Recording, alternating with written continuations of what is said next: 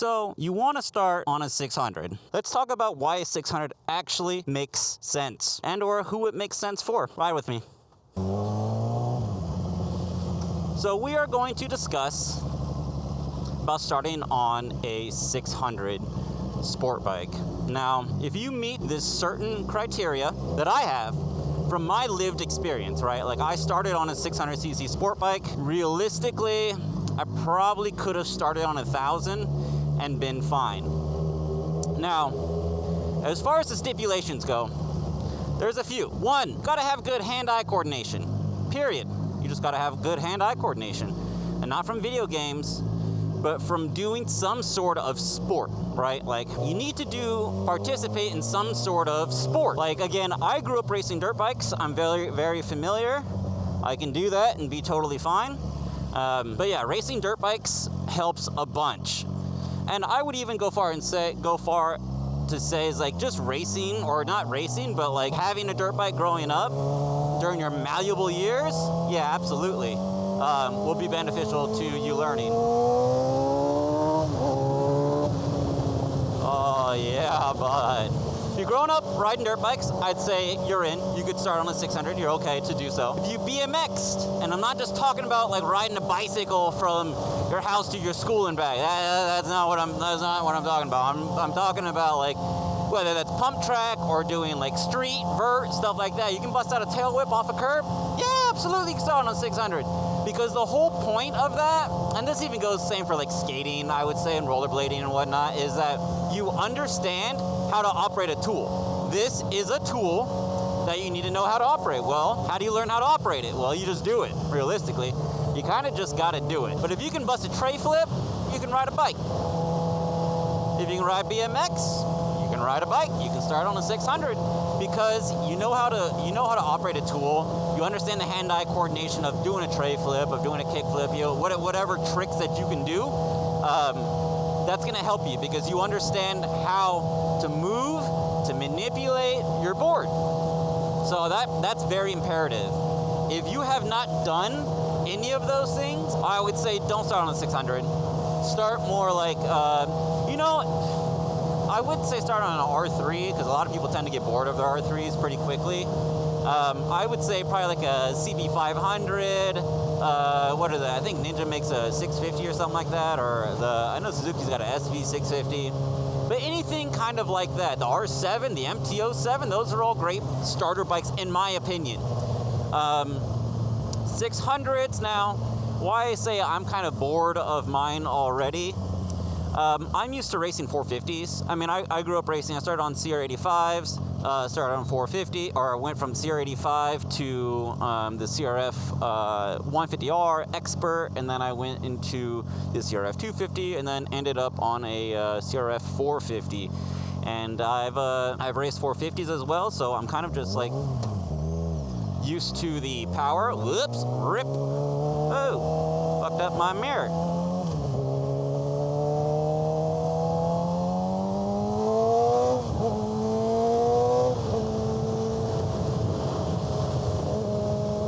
Explore a little bit, shall we, while we also talk about this?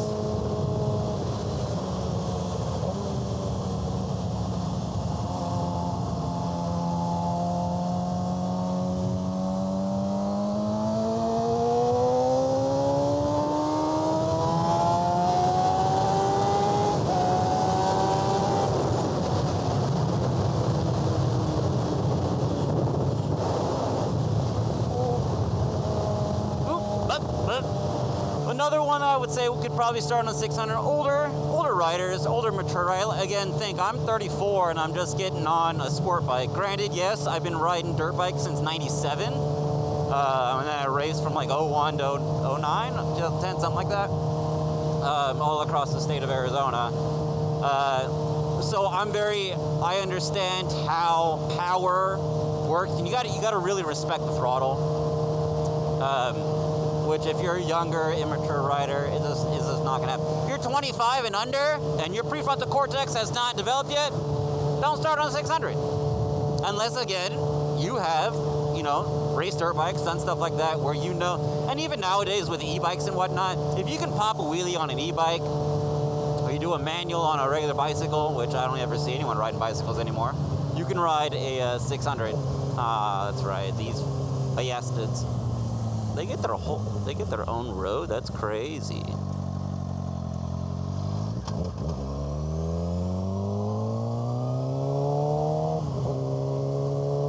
But yeah, older riders or older people you can probably start on a 600 because you can be a little bit more mature. So I'd hope.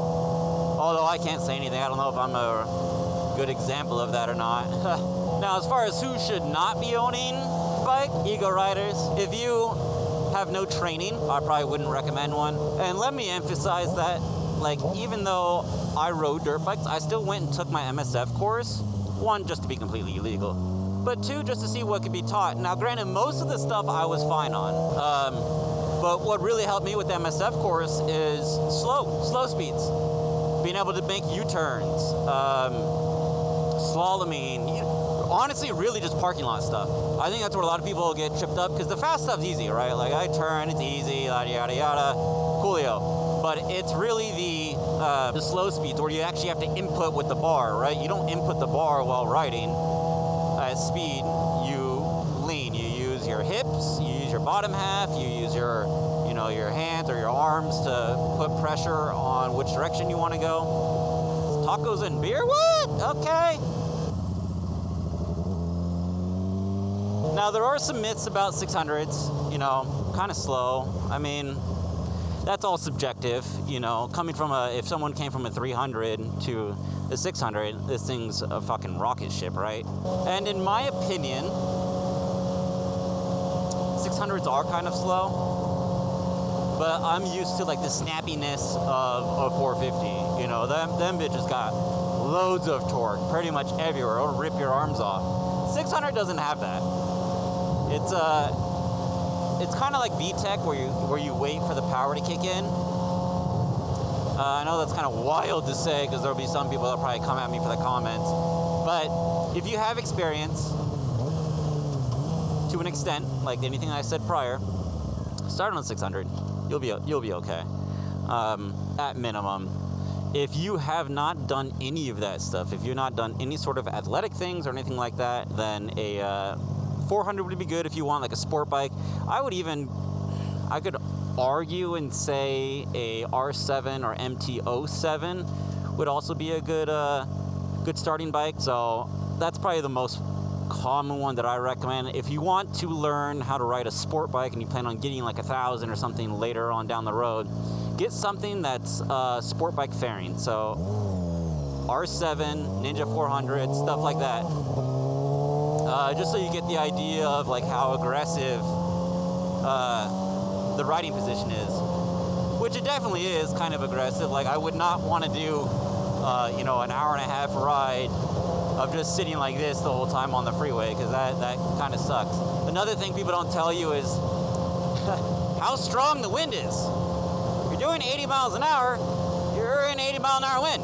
It's like being in a hurricane, Have you ever stepped outside in a hurricane at 100 miles an hour? Well, I mean, that's essentially what you feel like. So it's kind of bizarre. Work on your neck muscles. I was not anticipating so much like neck movement. And that's kind of the stuff that surprised me, is really just the wind speed was like my biggest like thing that I just was not ready to encounter yet. I was kind of surprised at how easy it was to hop on a bike from a dirt bike to a street bike, and it to me, obviously, I mean, I've only had the bike since Halloween Day, right?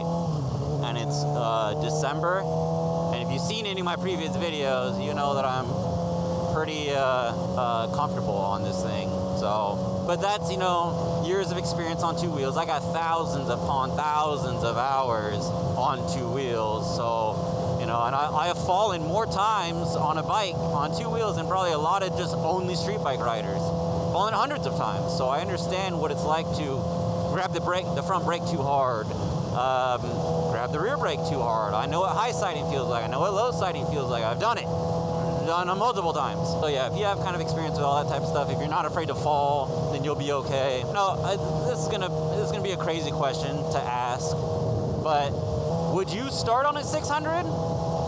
Or am I the only kind of crazy one that does? Because I know I've got quite a few friends that have also just started on 1000s. But they have history of riding, street bikes or dirt bikes, really. And Groms, kind of all that type of thing. If you have a Grom, I would say comfortably, at minimum, start on R7. If you want sport bike, get a 600. You're okay with that. If you're new to riding in general and all you've ridden is a bicycle, and last time you did that was to and from school in high school, I would not start on a 600. There's so much to learn. And the bigger the bike displacement is, the heavier it is. So be conscientious about that as well. All right, chat. I think that's going to be time's up for this little chat. I appreciate you coming along and chatting with me about this. If you have any questions or anything that I missed, go ahead and drop a comment and just be like, hey, what do you think about this? What do you think about that? Yada, yada, yada. I will do my best to answer. Remember, everything is from my perspective. So your perspective will definitely be different than mine. But have fun, ride safe. You know what to do. Help the algorithm, whatever that means like to you. Liking, comment, subscribing, whatever you want to do. This is the only thing I ask, is just help the algorithm itself in some way, shape, or form. But if you made it to the end, let me know. Drop a comment. I'm curious who I'm able to actually retain throughout all of this. And if you have any constructive criticism as well, and or video ideas, hell, realistically, I'll take pretty much anything. I've got a couple other video ideas that I've got coming and brewing as well. I just got to get better at learning talking points and making sure I go over them, because as soon as I hop on the bike, it's hard to remember what I'm supposed to talk about. I should probably do better and write it down and then just check on my phone every once in a while that I need to. So until then, chat, I appreciate you. Enjoy the rest of your evening and ride safe.